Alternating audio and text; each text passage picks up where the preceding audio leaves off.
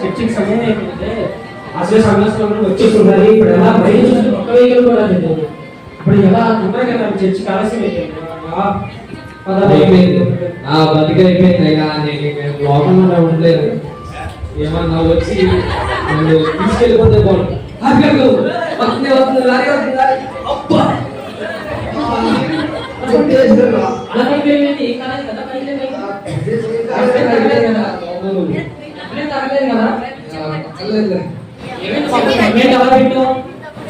ఏం చెప్పాలండి, నాకు ఈ లేదు. ఏం చేయలేదు. ఏమైంది బాబు, నీ సమస్య ఏంటి అసలు? నాకు పెళ్ళి ఇంట్లో మనశ్శాంతి లేదు. లోకంలో ఉండాలనిపించలేదు. దేవుడు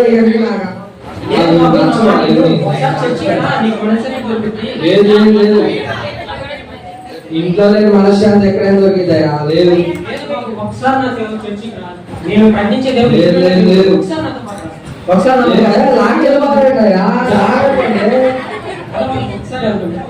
సరే 5 నిమిషాలు కూర్చోలేదు. సంధ్య చర్చికెళ్దాం. వస్తున్నానక్క కదా చర్చికెళ్దాం. సంధ్య సరే కానీ నువ్వు ఈరోజు సీరియల్ చూసావా? అదే అవునక్క, సీరియల్ మొత్తం కష్టాలే అక్క. కష్టాలన్నీ దీపాకే. అవునక్క, చర్చి కూడా ఎంత దుమ్ముగా ఉందో చూడక్క. అసలు ఇవన్నీ అవసరం చేయట్లా, మధ్య పరిచర్య అంత. అవునక్క, దీని అంతా మనకి. అవును. ఇంకేంటి సంధ్య? ఏమున్నాయక్క? సాయంత్రం మరేంటి ఏదైనా సినిమాకి వెళ్తారా? లేదక్క, ఏమనుకోలేదక్క. చర్చ అయిపోయిన తర్వాత ఏ సీరియల్లో సినిమాలో చూడలేదు. నిజమేనక్క. సరే, శుభ్రం చేస్తాం కదా, ప్రార్థన చేస్తున్నాం. అలాగే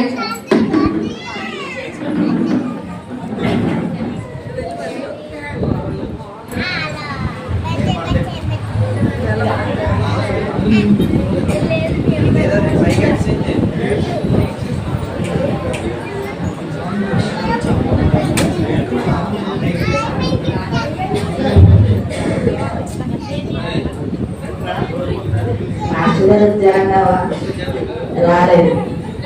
మన ప్రార్థన చేసుకుని వచ్చింది.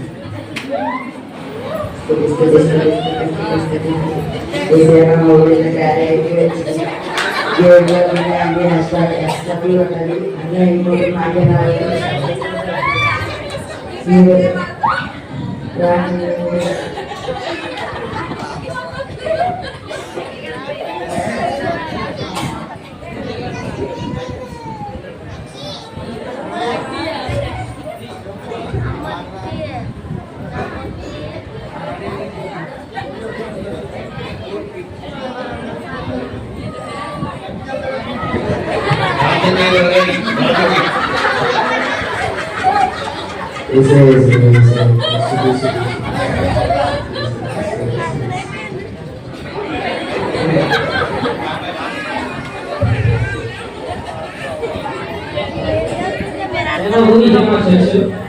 సర్లే పదండి.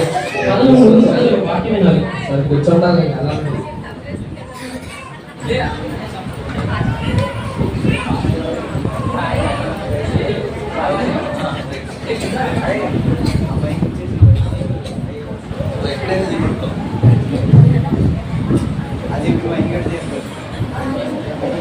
ప్రియమైన సంఘస్థులారా, మీ అందరికీ నా వందనాలు. దేవుని నామానికి స్తోత్రాలు. మనం వాక్యం చదువుకున్నాం. ఈరోజు టాపిక్ ఏంటంటే పరలోక రాజ్యానికి వెళ్ళాలంటే ఏం చేయాలి, ఎలా ఉండాలి అనే దాని గురించి తెలుసుకున్నాం. మనం ఈరోజు చర్చికి ఎందుకు వచ్చాము? మీరు లాక్కొచ్చారు కాబట్టి వచ్చినాం.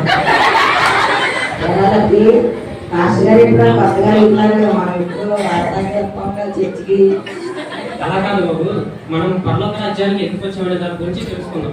అసలు పరలోక రాజ్యం వెళ్ళాలంటే ఏం చేయాలి? ఈ భూమి విడిచిపెట్టాలి. అలా కాదు, మనం పరలోక రాజ్యం వెళ్ళాలంటే దేవుని యొక్క భయభక్తి కలిగి ఉంటేనే తప్ప పరలోక రాజ్యానికి వెళ్ళలేము. మనం పరలోక రాజ్యానికి వెళ్ళాలంటే ప్రతిరోజు చర్చికి వచ్చినంత మాత్రాన, వాక్యం చదివినంత మాత్రాన పరలోక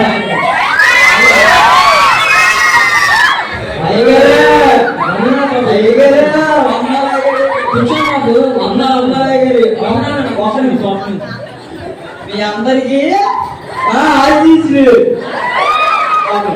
మీ అందరికీ హ్యాపీ పుట్టినరోజు శుభాకాంక్షలు. అయ్యగారే కరెక్ట్, అయ్యగారే నంబర్ 1. సరే బాబు వెళ్ళి కూర్చోండి. వాక్యం చెప్పడం లేదు. సరే మళ్ళీ టాపిక్ లోకి వచ్చారు. టాపిక్ ఏంటో తెలుసు కదా, మనం పరలోక రాజ్యం వెళ్ళాలంటే ఏం చేయాలి, ఎలా ఉండాలి. సరే మనం మీకు ఒక చిన్న కథ చెప్తాను.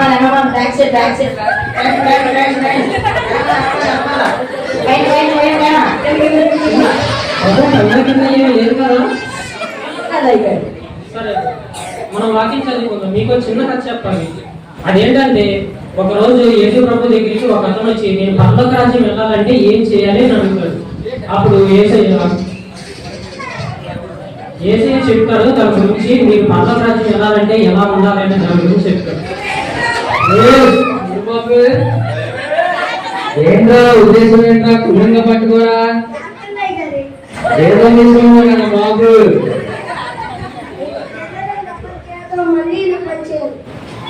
కాదురా, ఏదో అంటారండి.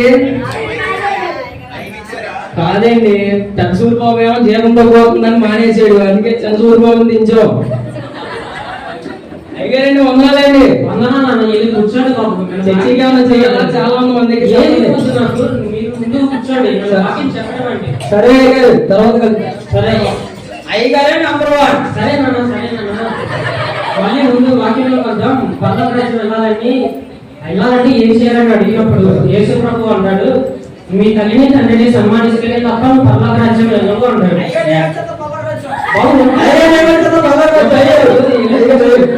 వెళ్ళి కూర్చో. ఎలా సూరిబాబు అయ్యగారు ఇంకా సన్మానించమన్నారు పరలోక రాజ్యానికి. మనం చాలా మందిని సన్మానించాంగా స్టేజీల మీద. వెళ్ళిపోతాం అంటావు పరలోక రాజ్యం. సరే బాబు. అప్పుడు యేసు ప్రభు అడిగినప్పుడు అతను అంటాడు, నేను చిన్నప్పటి నుంచి చేస్తున్నానంటే యేసు ప్రభు మాట్లాడాడు, అయితే నీకు ఒకటే కుదురుగా ఉన్నది, ధనాన్ని మొత్తం అమ్మేసి పేదలకి ఇవ్వమంటాడు. ఎలా సూరిబాబు అయ్యగారు సంపాదించిన మొత్తం అమ్మేమంటాడు బాబు.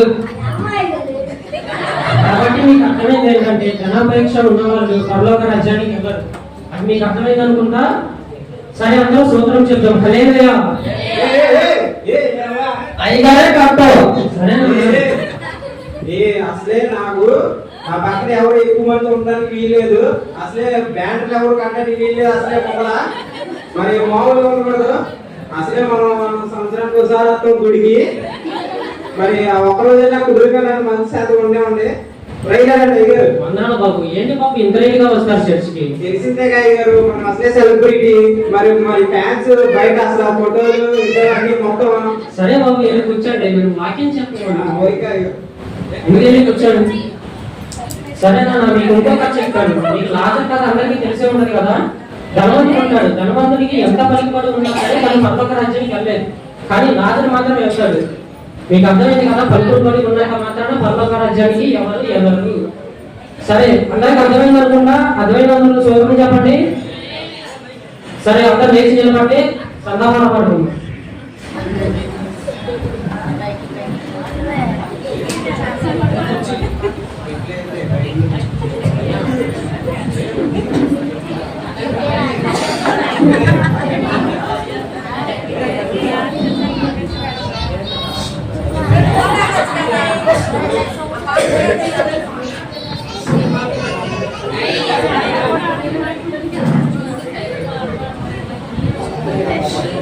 నీ ధనము ప్రభు యేసుదే, నీ దశమభాగము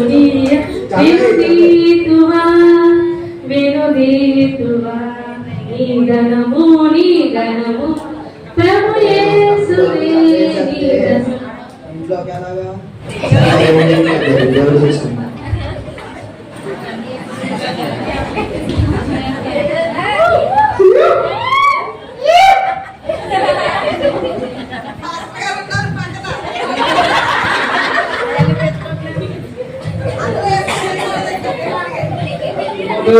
డబ్బులు తెచ్చావా?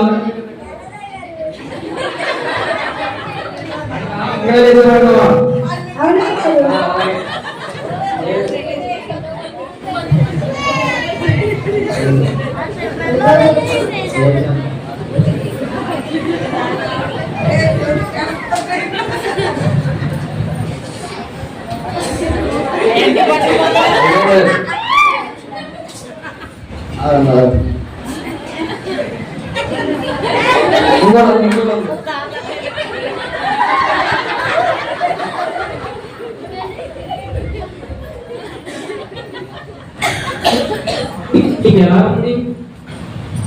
నన్ను తీసుకొచ్చి మంచి పని చేశారయ్యా, లేకపోతే నేను అప్పుడే దేవుడి దగ్గరికి వెళ్ళిపోయేవాడిని. థ్యాంక్స్ అండి. మీరు పిల్లలు నా చిత్తం కాదు, దేవుని చిత్తం. సరే సరే, మనందరం ప్రార్థన చేసుకుందాం. అందరం మోకరించండి. దేవా, ఈ రోజు చెప్పిన వాక్యం ఇలా అందరి మనసుల్లో స్థిరపరచండి దేవా. ఆమేన్.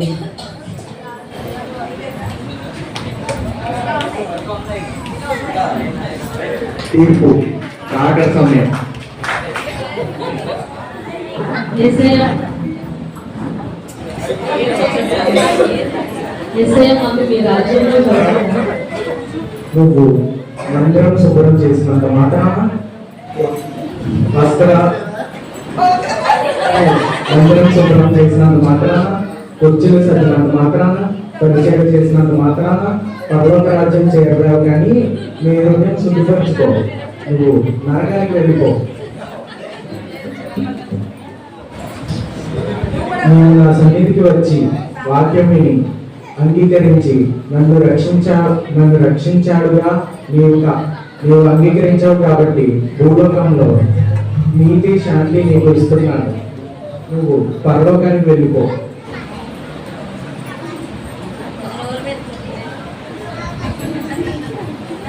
నువ్వు దేవుని సన్నిధిలో నిర్లక్ష్యంగా ఉన్నావు కాబట్టి నీలో వాక్యం నిలిచి ఉండట్లేదు.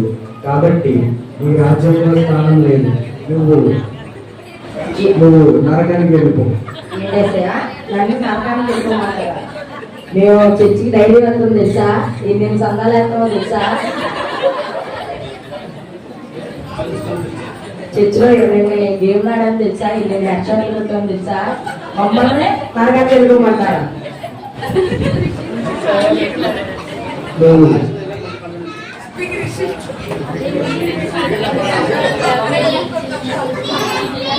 నీవు నీ దీన స్థితిలో ఉన్నా కూడా నీతి యథార్థం విడవకుండా దేవునికి ఇచ్చిన కానుకలతో నమ్మకంగా ఉన్నావు. నీవు పేరు ప్రతిఫలం ఇస్తున్నావు. నా రాజ్యంలో నీకు ఆహ్వానిస్తున్నాను. నీవు పరలోక రాజ్యంలోకి వెళ్ళిపో.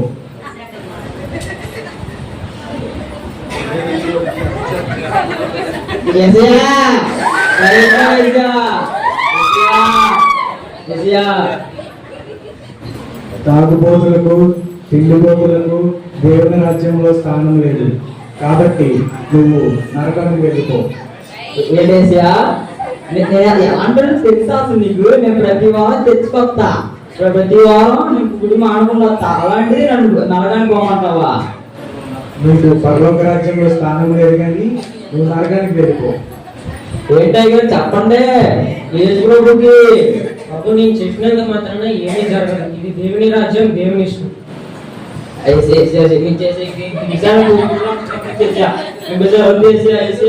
నీకు స్థానం లేదు, కానీ నరకానికి వెళ్ళిపో.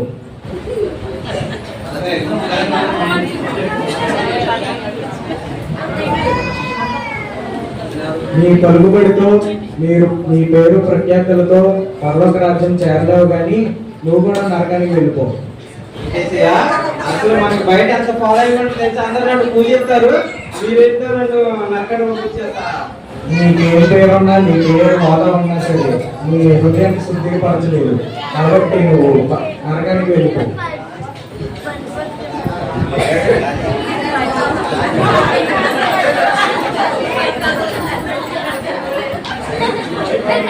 ధనం శాశ్వతం కాదు. నీవు భూలోకంలో పేదవారిని, దిక్కులేని వారిని ఆనందించకుండా నీ డబ్బు హోదాతో పరలోక రాజ్యం స్థానం పొందాలనుకున్నావు. కాబట్టి నీకు పరలోకంలో స్థానం లేదు. నువ్వు నరకానికి వెళ్ళిపో. ఏంటేసయ్యా నన్ను నరకానికి వెళ్ళమంటావా? ఎంత ఉందో తెచ్చా నాకు? అనుమానం ఎంత ఉందో తెచ్చా? పర్లోక రాజ్యం ఏంటంత చెప్పి ఎకరం ఎంత, 2 ఎకరాలు ఎంత?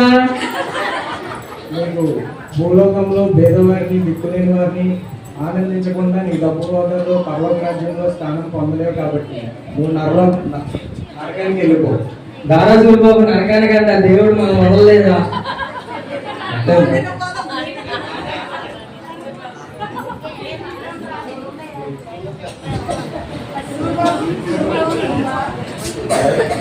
నీవు దేవుని యందు భయభక్తులు కలిగి ఉన్నావు కాబట్టి నీవు నా రాజ్యంలో స్థానం పొందుతున్నావు కాబట్టి నువ్వు పరలోకానికి వెళ్ళిపో.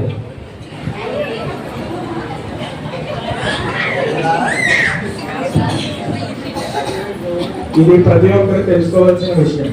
ఇది భూమిపై మానవుడు ఎవరు గ్రహించరు. ఒకసారి చనిపోయిన తర్వాత మన జీవితం మరొక మార్చుకోవడం కుదరదు. ఏదైనా సరే మన బ్రతుకు పద్ధతులు మన జీవితాన్ని మార్చుకోలేవు. దేవునికి ఇష్టమైన రీతిలో బ్రతికి అప్పుడే పర్వత రాజ్యం వెళ్తాం.